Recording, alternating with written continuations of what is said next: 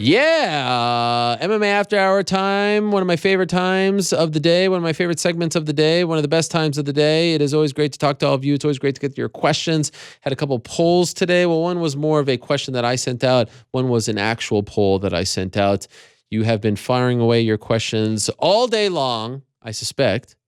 So let us bring back Mr. New York Rick. Oh, hello. Hey, how are you? Happy 400. Well, thank you very much for the second time. I like how we sort of pretend like these are two different shows. We did this on. By the way, who's standing back there with his arms crossed, looking very intimidating? We're not gonna. Oh, there's Alex. Alex, why'd you duck into screen? I was like, what do you have, a bodyguard now? What's going on? I was hoping you would stay off screen. By the way, we debuted after the MMA beat on Thursday. Wildly successful segment, sort of in the same vein as this one. People got to find out about Jeff Wagenheim's shirts, etc. I know MMA beat this week, by the way, but I thought that was a lot of fun. But now it's time for the MMA After Hour. No more beating around the bush. We're giving you them Twitter exclusives. Yeah, baby. Okay.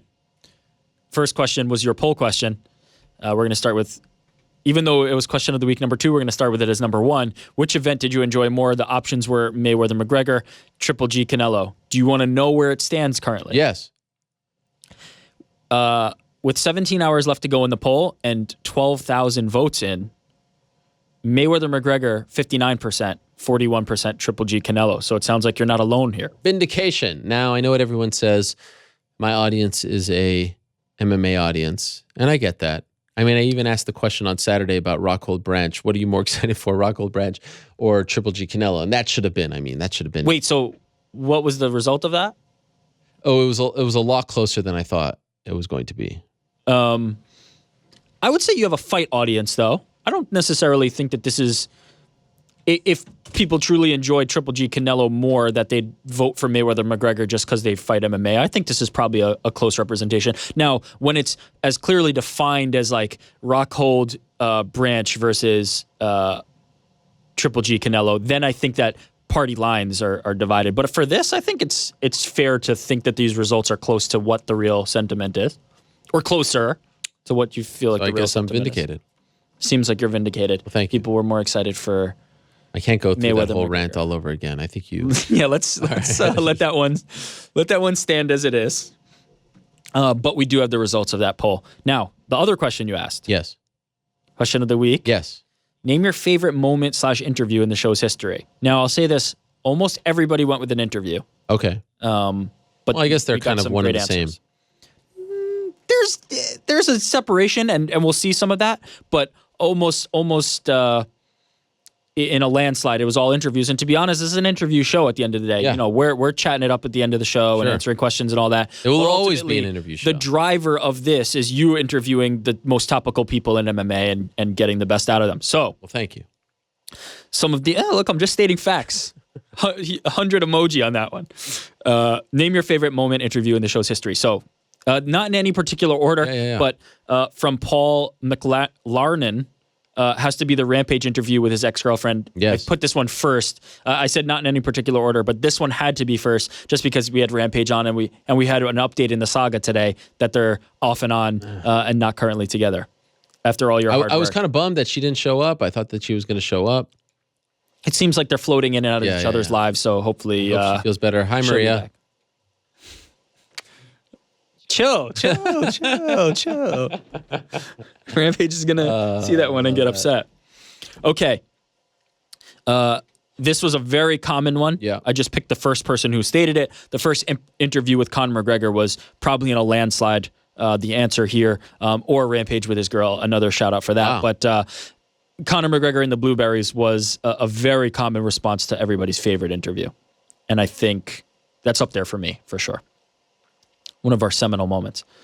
Chai Lewis Parry, fighter for Bama, coming in here and saying, me mugging. I just picked this because of the English slang here. Me mugging off that sniffling po' boy Jon Jones. Well, of course.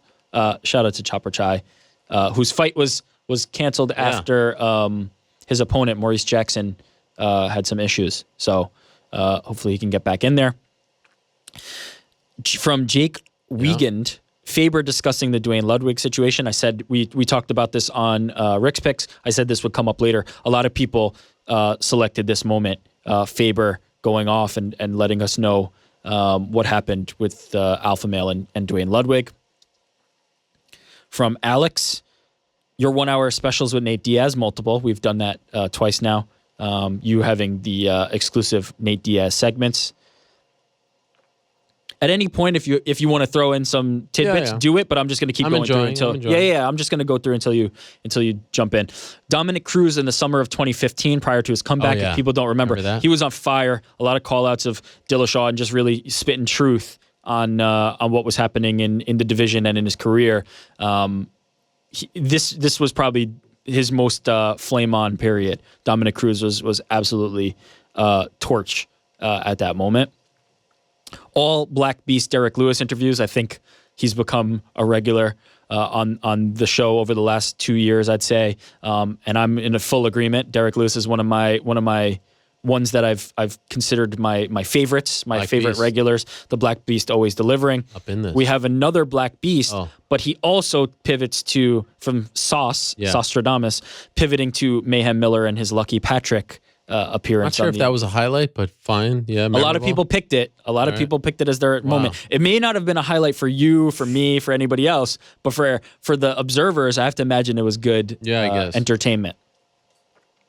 Marcus Evans says Paul Heyman talking about Brock and The Undertaker and the explanation of it being like the end of Angels with dirty faces was great. Johnny Mack says most memorable was the first show he ever tuned in for, the Rousey and Tate back and forth interview post Ronda Rousey versus Julia Budd. That's pre-New York Rick. And haven't missed one since. Is it? Yeah. Yes, it is. It was right before I started, actually. Yeah. Because I remember putting it into an early best of show, and I hadn't been on board for them.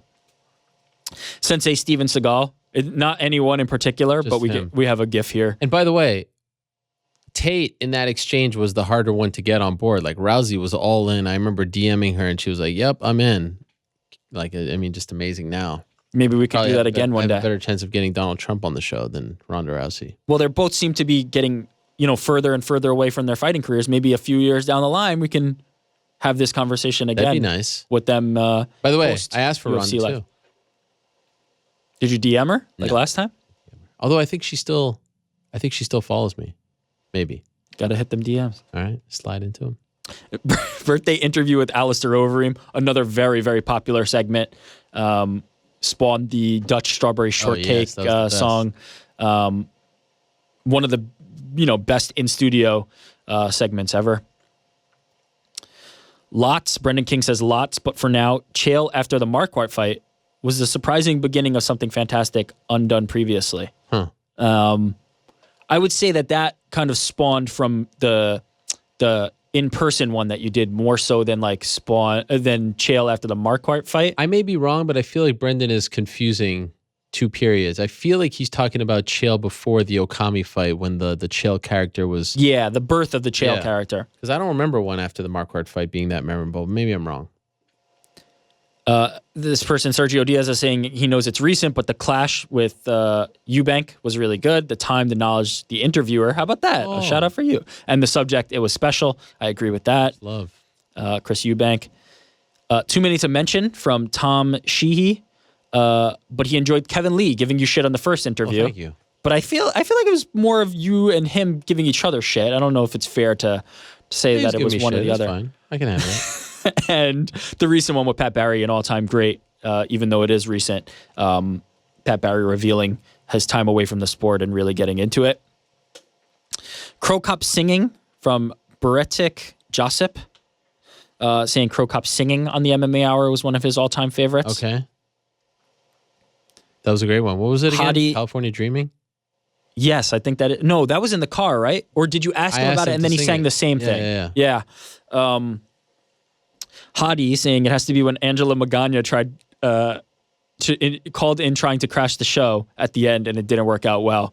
I remember that, but a moment maybe we'll remember, maybe we'll forget. But favorite moment from Mr. 100 emoji. Fave moment is when you called out Bob Sapp for flopping or for throwing fights and told promoters not to book him. Also love the tell-all show after UFC 199. Oh, yes. What a great moment that was. Another one specifically about after UFC 199. Yes. Everybody, Episode 333. It's the only number that I remember because it was so weird that it was John Starks and This is an interesting question. Yeah. Your encyclopedic knowledge of fighters on UFC cards is well documented. Yeah. Do you have a similar knowledge of MMA Hour show episode numbers and guests? No, not at all. The only one I know is 333. Wow.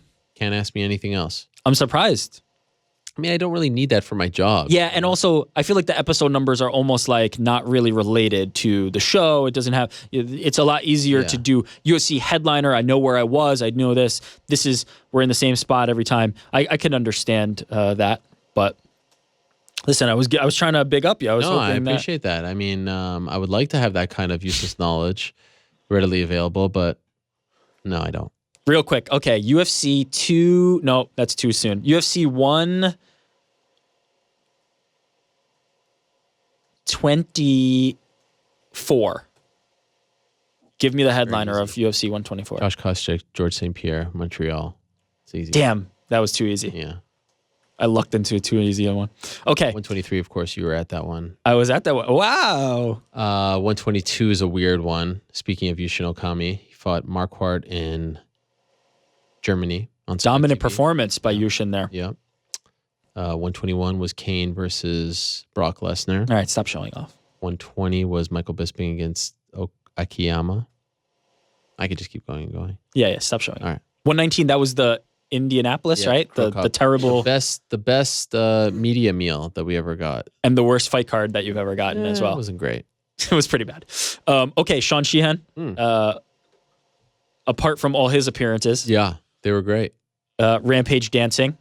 Oh, right. He was doing the Gangnam Style in the old studio. Yes. Overeem's birthday, McGregor Blueberries, and his personal favorite, Roddy Piper. Oh, also man. another one of my favorites. Yes. I really enjoyed the Roddy Piper. Yes, that was a great one. Roddy Piper, he was so inspirational. Yeah. Sandu. Everything pre-back, but especially Waleed Ismail brought me to tears. I was also in tears. The Waleed Ismail Prebeck would be great to impression. Prebeck just disappeared. I don't know where he went. Prebeck, if you are around, if you are somewhere on this universe, please send Morse code or something. Just tell me how you're doing. Just let us know. I miss you. That guy was great. New York Rick getting his chance to shine. Yeah, what a last moment. Year's host. What number was that? God, if I know the date. You do? It was Halloween. It was Halloween, October that's right. 31st. That's right. Of 2016, but I have no idea what the show episode number was. I think we're aligned on not being able to recall those. Okay, now we're getting into the actual questions here. Okay. Those were the favorite moments. Thank you for sending those in. There's so many, but now we're gonna move on to the Twitter questions, the actual questions. I love Shark Attack 316. I love Steve. Steve, I hate great this guy. question. Not because I hate the question, but I can't. It's like asking me my favorite kid. By the way, yesterday my two sons, 5 and 3, said that they were convinced that I liked my daughter the best. This was a very awkward conversation. They're like, no. Was it awkward because they were right? No, it's just because like we're always like, oh, we love you, we love you. And, sure. And maybe maybe you're doing that too much because like she doesn't have a reaction. So you're trying to always get that reaction, She's playing hard to get, huh? No, you'll see. And so that is unequivocally false. I want to state that on the record in case they're watching the Twitter stream right now, Oliver and Walter. And I can't pick my favorite moment. I can't. There isn't. I don't even. You didn't say favorite. Oh, what was it? Most memorable. Same thing. No, that's not the same thing. You said UFC. Sorry, I keep doing this. You said episode 333 is the only one you remember. I guess. I mean, it could be that, but I'm saying there has to be something that sticks out as like this moment. I would say Lucky Patrick for me, just because it was early. Like it was one of my first shows, and I just couldn't believe what was happening there. That was nuts. 333 was the most watched one. Still till this day, more than Nate, Connor, whatever. 400, 300. We've had so many milestones. The one that I get asked about the most that keeps coming back up is probably the first Connor interview with Blueberries. And based on the poll results or the question results, that's everybody else's most favorite and most memorable moment. So Conor McGregor, the birth of Conor McGregor on the MMA Hour with the Blueberries. This one separated from Derek Hall. This question said, best guest, best interview, best episode. I imagine you're not going to go there. My God. I can't. Yeah, too tough. Let's skip to this question. Yeah. How has life changed for you? Put yourself back to that interview day with Uriah Faber back in 2009. You obviously have a new family and the support of the masses, but what changes jump out? What is different? Ariel Helwani from then and now? Pretty much everything. I have 3 kids. That's huge. That's gigantic. The show's a lot longer. When I first asked to do the show, I think I've told the story before. There was a room. I saw that it had cameras. It had a little podcast setup. And I asked if I could do the show. And they said, yeah, you could do a 15-minute show. And I was like, what, 15 minutes? Come on, at least give me an hour. So we agreed on an hour. And on the first episode, I'm sitting there. Guy by the name of Josh Oddie was like the board guy. He did all... there was just one. They didn't have to do much. It wasn't as involved as it is now, and it wasn't live. And Michael Rubens, who was an executive at AOL, but just kind of liked MMA, he was sitting there with me as well. So when I opened the show, it's the 3 of us sitting around a table with this little board, and then we called up Michael David Smith, and it was right before, I believe, UFC 99, and then we called Uriah Faber, and so I'm working for a different company, went through all the Fox stuff, the ups and downs with the UFC, with Dana White, with the sport. But the first thing that comes to mind is obviously, as mentioned here by Jason, it's a great question, but just, being a dad has completely changed the way I think about my job, the way I think about life, the way I think about everything. It's just drastically changed. Our lives are completely different. Like I'm exhausted 24/7, but I'm much happier, obviously. So that's the main thing. Working for a different company, the growth of the show. Never thought, that was a good one. I will admit that was a good one. I would love to count how many people have actually worked on the show. The thing I always joke about the show is that I have separation anxiety because every week it was like, okay, someone's new, and they'll bring them on the show. Like this is where, and thankfully over the past year, we have finally settled on a crew. Now I'm just waiting for someone to leave. Like people start to leave here or there, but you have been the constant since 2012. Since 2012. I was gonna say like late 2011, but it is 2012. That's when it really started. You have been the constant. You have been the rock, and we appreciate that. I wish I was the rock. And at first, the first couple episodes, you were not heard from, right? My first episode was 124. Okay. And my first time on mic was 126. And then the New York Rick whole like moniker didn't even come until like 130 somewhere. You remember all this? I looked it up recently. And then in the 140s was when Rick's picks debuted. Something like 145, I want to say. It's crazy. It's insane. I think that the show is unlike anything, and it's different than anything in sports because of the athletes. You can't get athletes this unfiltered. And it continues to grow because of the fans and the support, and because the athletes give us, like the fact that 4 champions and all these people would come on the show today is just a huge honor. No sport is like ours in that regard. And I don't think that has changed since 2009 till now. I think it's just MMA, they are so accessible. Yeah. They are so accessible. And it's the greatest benefit of our sport. Mm-hmm. How different, better or worse, is the UFC now compared to the mid-2009s when the MMA era started? So let's compare eras of UFC. Completely different. There's way more events. We've talked about the Reebok thing ad nauseum. Look, I miss those days. There's something about those days that were special. Events felt like events. There's too much. There's just too much. I hate the uniforms. Everyone looks the same. No one stands out. But my biggest problem is just the watered down product. Let's just look at the card this Friday. And it just feels like there's no direction. Look, if you're going to tell me that Dana doesn't care as much, the tweet last week, if you give a shit, here are the tickets. There's a trickle-down effect there. Like, we want someone who is leading the charge, who's banging the drum, who's getting people excited, who's promoting, who's making a big deal about events. I just saw someone reported that Kevin Lee and Tony Ferguson is the main event over Johnson Borg, that's an interim title fight. That's a fake belt. Over the flyweight title fight that's going to make history. Like decisions like that are just happening on a daily basis. So the product, I mean, the fighters are better now. I think they're more talented on the whole now, but there's too many fights. There's too many fighters. What it means to be UFC caliber isn't the same. And so I feel like the product isn't that strong. Do you get what I'm saying? I do. And I think it's hard to argue. It's impossible to argue. But the business side of it has grown exponentially. Of course, in their benefit. $4 billion. I mean, it's an incredible number. I mean, the Knicks are valued at like 3.75. How that's even possible? How they even got to that number, I still don't know, and I'll never understand. And that's no knock on the fighters. That's no knock on the sport. I mean, the UFC is only as good as its fighters. Witness this year, not as many big fighters, not as many big fights. Ratings are down. Pay-per-view numbers are down. Business is down. I think I read from our friend Jedi Goodman that it was the lowest gate of the year this past Saturday in Pittsburgh. These aren't good things. And I don't see much being done to change things. And that's alarming and that's troubling. But this sport goes in cycles. Last year we had the best year ever. Now we're having a down year. Who saw Conor coming out of nowhere? Who saw Ron? These people will emerge. But I knew back in 2009 about Conor. I was... Right now, though, I mean, this is a down year. There's no doubt about it. Okay, now we're going to get to more topical to the current news cycle than looking back, but that was a fun ride.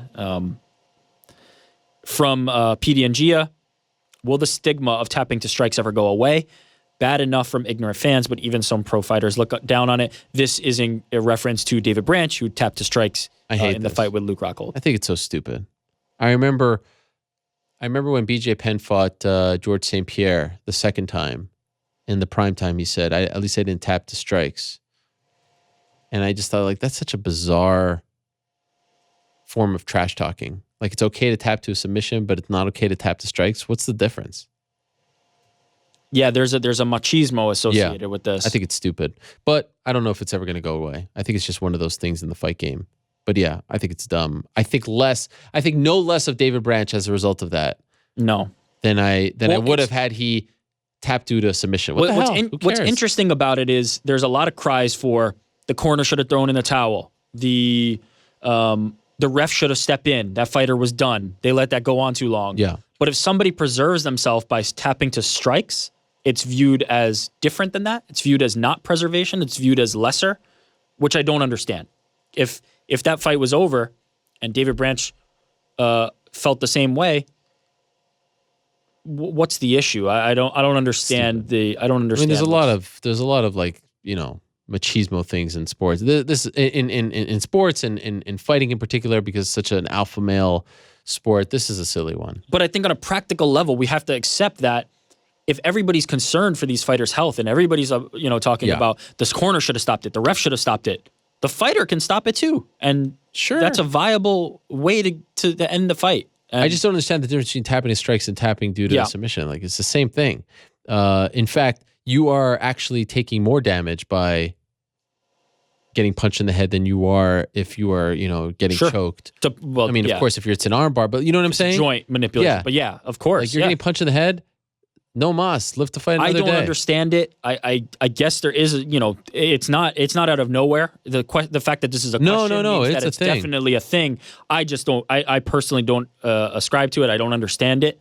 If we're in the interest of preventing these fighters from being hurt, I think that is one way that this can be done. If the ref wasn't ready to step in, David Branch is signaling this fight is over.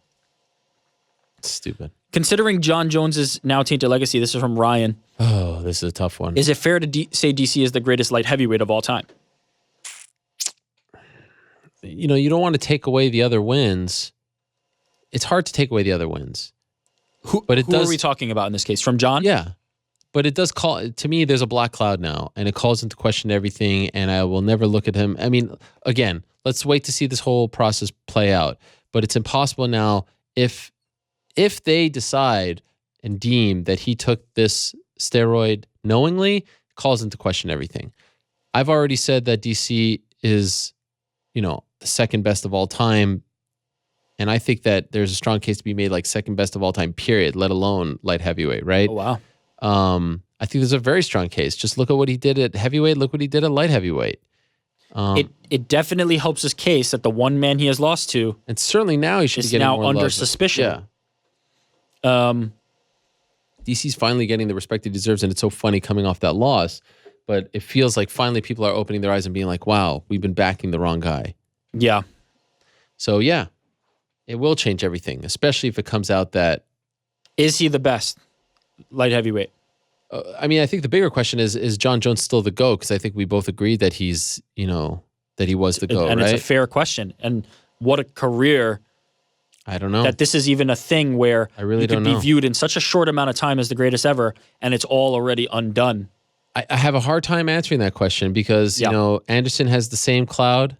Does this bump GSP up? I don't know. It's all so subjective. But is this our baseball steroid era, our Hall of Fame discussion? Because it seems like a lot of these fighters are in that kind of space now. Well, Jones is like Darryl Strawberry, Doc Gooden, Roger Clemens, Barry Bonds, all kind of rolled into one. Yeah. Because he had the promise and the self-infliction and all that stuff. All I'll say is, like, I feel like it's too fresh. But a year ago, even after 200, it's still a no-brainer to me. Yeah. He's the GOAT. Me too. I agree. Now I don't know. I have a hard time with it. Yeah. It's a difficult one to answer. And it elevates DC. There's no doubt about it. And there will be arguments, it doesn't help him do this, it doesn't help him do that. It's not about that. It's not about the fact that... well, it's because then you start to think, what was he taking when there was no out-of-competition? It's about that, but it's also about who knows how he would have been able to prepare or train if he was doing this. You can't isolate it as, well, the argument that steroids don't help you swing a bat faster and blah, blah, blah. No, it's not about that. It's about longevity. It's about staying healthy. It's about all the benefits that you are granted when the other person is not. And for all accounts, we have no reason to have any suspicion about DC. And we have all the reason in the world to have suspicion about Jon Jones. So it's about the even playing field. It's not about, can he land that punch or that elbow, even if he wasn't, suspected of using something. That's not the argument. Yep. Was that it? That was it. Yay. Yeah, it's a bummer, man. It really is. It's a bummer to think about how good he could have been and the records he could have broken by now and where he could be in the history books. And he was just so damn good. Like, you saw him, and that was a freak. That was a freakish athlete. And then to see this now getting stripped for the third time, the first time pre-187, the second time was the interim belt after 200, and then now this. I mean, it's a horrible thing, but at this point, like, I want to hear from Jon Jones. I think, like, the tweets and all that, it's the same thing that I said in Buffalo. Like, actions speak louder, and I want to see him doing the right things. And now, this happening again is a huge blow to not only him, but to DC as well, and to the UFC and to the sport. This is our LeBron James. This is our Kobe Bryant. This is our Michael Jordan. And to see this happen is just, it's a huge blow, and it's embarrassing that it would happen like this to him because he was so good. If he was a mid-tier fighter, fine, he kind of just washes away. This guy was gifted. And look, if he gets to 4 years, who knows? GSP was out for 4 years. We'll see what happens. But, he's coming back, and he's much younger, so he could still come back. He could still fight again. If he gets to 2 years, he could still come back. He could still fight again. But just the fact that this is now part of the resume, this is part of the story, is unfortunate. It really is. Okay, I lied. There's going to be more. Okay. Hold on. I only got like one in me. Give me like rapid fire. Okay. I was about to just say goodbye. I was about to just say hit my music, and now you're bringing me back. This is like Daniel Cormier moving on from the belt, and now you're bringing him back. You can't do that to me. My mind was set. Okay, one last question. Give me rapid fire. Boom, boom, boom, boom, boom. What is this? Oh, no, this is how tag board looks. I'm going to ask you all those questions at once. Are you ready? Yeah. No, I'm just kidding. Oh. Should GSP win the middleweight strap? Will he stick around to defend it, or will he drop down to welterweight with Tyron Woodley? He has to stick around. It's in his contract. He has to fight Robert Whittaker. David Branch. Now, this was a big important moment for him. What's next after this loss to Rockhold? Where does he fall in the pack? Yeah, he goes back down. I mean, this was a big step. He was fighting Chris Judko. So he goes down. Maybe it's a Uriah Hall kind of fight. So he goes down the ladder and he works his way back up. This was a massive step up. Rockhold's just on a whole other level, so no shame. He seems to be handling it well. Last question. All right. We've now seen them in the light of day in practice and execution for a little bit. Thoughts on the new UFC uniforms? No bueno. No, it looks like a guy who weightlifts and then puts that powder stuff on his shorts. You know what I mean? Is there nothing to be said of progress? I feel like we're making strides here. I mean, we're moving at the pace of molasses here. I mean, it's like the slowest progress possible. How could it be so hard? I mean, there's so much cool gear out there. Why is it so hard? And like the random circles and all this stuff and the name, the way it's just like, ugh. I want my fight sports to be unique. I want them to be individuals. I want them to stick out. I want them to be different. I don't want them to all look the same. And especially if we're going to make them look the same, let's put them in nice gear. Not lame gear. Not the same looking kind of gear. Not Power Rangers, not Uno, not powder on your shorts. I don't want to see that. Uno. It bothers me. Like I've said that I'm a sucker for these things. I'm a stickler. I love posters. I love like the intricacies of the fight game. What do you make of the latest poster that was released? The Ferguson Lee one? Yeah. I feel like they got some feedback for Diaz and GSP 158 and they keep trying to recreate that. They did it with Johnson and Cormier. Now they're trying the larger it's figure. the same behind. thing. It's formulaic. Can you tell me something nice to end this on a good note? It is a pleasure working with you every week. Congratulations on 400 shows. I've not been around for all of them, No, but I've been around for quite a few. I speak for everybody when I say thank you for doing the show. Thank you. And having fought so hard for that 1 hour initially, and now Look at us now. look at us. All right. Thank you. It is a pleasure. Wouldn't be the same without you and everyone in the back. I love you all. Much respect. Thank you to everyone for sticking with me. You can hit my music. We are calling it a day.